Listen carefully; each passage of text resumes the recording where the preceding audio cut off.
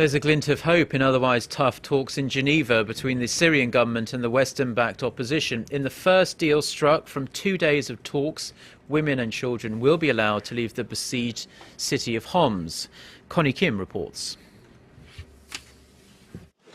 The Syrian government and the opposition Syrian National Coalition struck their first, yet small agreement on the second day of their international peace talks in Geneva. Under the deal, women and children will be allowed to leave the besieged city of Homs. Hopefully, starting tomorrow, women and children will be able to leave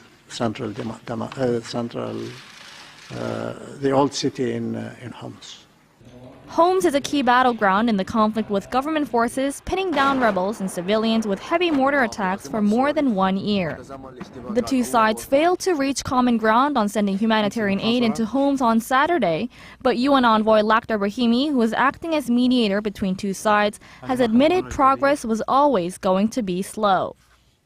The core objective of the talks come on Monday as the two sides will begin to discuss political matters, and specifically the establishment of a transitional government. Any transitional government would require President Bashar al-Assad to cede power, a condition the Syrian government refuses to accept. Syria's deputy foreign minister forced the government's position home on Sunday, saying Assad will remain in his post and continue to win elections. The opposition says the regime is stalling and said Monday's talks with Brahimi will show whether the government is willing to negotiate. Tomorrow, we'll start talking about transition from dictatorship to democracy. Clearly, the regime is not enthusiastic to talk about that, and they are stalling. The Geneva meeting marks the first time in almost 3 years that the Syrian government and the main opposition group have held face-to-face talks aimed at ending the bitter civil war.